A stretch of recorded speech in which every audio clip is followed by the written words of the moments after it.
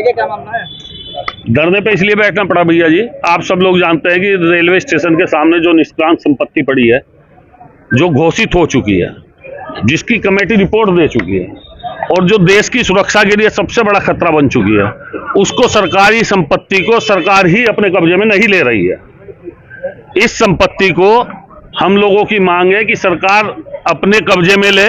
यह सरकारी संपत्ति है और सरकारी संपत्ति पर अगर सरकार ही कब्जा नहीं ले सकती तो आम जनता की संपत्ति पर तो क्या कब्जा दिलाएगी सरकार। हम लोगों ने आज ये धरना इसलिए दिया है कि प्रशासन कुंभकर्ण की नींद सो रहा है। हमारे जिला अधिकारी नींद से जागने को तैयार नहीं है। हम लोग कह कर रिक्वेस्ट कर करके थक गए, सारे जोर लगा के हम लोग थक गए। तो हमें जब ये दिखाई दिया कि हमारे जिलाधिकारी नहीं जाग रहे हैं तो उनको जगाने के लिए आज हम लोग यहाँ बैठे हैं। मुझे आश्चर्य इस बात का है, योगी सरकार जो दिन प्रतिदिन कब्जा मुक्त करा रही है संपत्तियों को, वह आज मुजफ्फरनगर में आकर फेल कैसे हो गई। संसद तक में यह मामला उठ गया, निष्क्रांत संपत्ति घोषित हो गई और आज हमारे जिलाधिकारी महोदय इस संपत्ति पर हाथ नहीं डालना चाह रहे। क्या वे इसको सरकारी संपत्ति नहीं समझते हैं, या वे वो चाहते हैं कि जिस तरीके से पहले 1.5 वर्षों में हमने इसको लटकाए रखा, आगे भी हम इसको लंबा लटका दें, मुकदमेबाजी के चक्कर में हम लोग उलझ जाएं।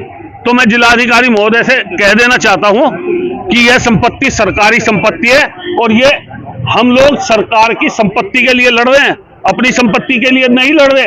हम वहां कॉम्प्लेक्स बनाने नहीं जा रहे, हम उस संपत्ति पर निर्माण करने नहीं जा रहे। हम चाहते हैं कि वह सरकार की संपत्ति है, सरकार अपने कब्जे में ले। हमारा कोई स्वार्थ नहीं है, हम किसी स्वार्थवश नहीं लड़ रहे। हम सरकार की लड़ाई और देश हित की और राष्ट्र हित की लड़ाई लड़ रहे हैं, क्योंकि उस संपत्ति जो है देश की सुरक्षा के लिए खतरा पैदा हो चुकी है। कोई भी आतंकवादी आएगा, कोई भी गुंडा आएगा, कोई भी असामाजिक तत्व आएगा, वह वहां उस मदरसे में, मस्जिद में या होटल नुमा वो जो संपत्ति है उसमें रुकेगा और सीधा सामने स्टेशन पर जाकर ट्रेन में बैठकर और कहीं भी वारदात करके आ जाएगा या वारदात करने पहुंच जाएगा। तो उसके लिए कौन जिम्मेदार होगा?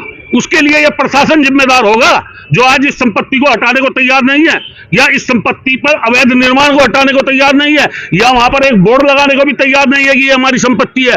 क्या प्रशासन की इतनी भी हिम्मत नहीं है?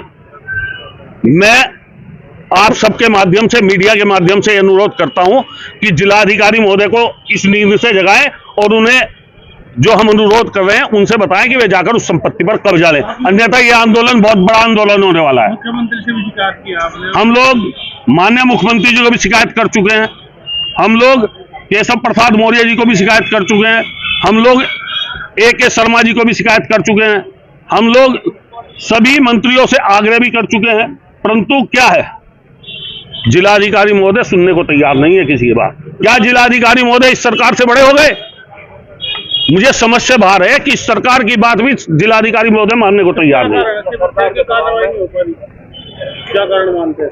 कारण तो अब आप ही देखो, कारण आप देखो, लोक अधिनियम 1984 के तहत अगर जिलाधिकारी महोदय को कहीं यह पता चलता है कि यह संपत्ति सरकारी और उस पर किसी का कब्जा है, तो उस अधिनियम में यह लिखा है, स्पष्ट है कि जिलाधिकारी महोदय के निर्देश पर तत्काल तहसीलदार या लेखपाल या SDM उसमें तुरंत मुकदमा दर्ज कराएंगे और संपत्ति पर कब्जा लेंगे।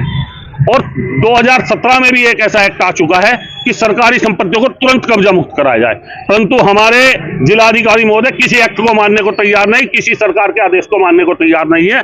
हमारा यही कहना है कि वे नींद से जागे और इस संपत्ति पर कब्जा लें।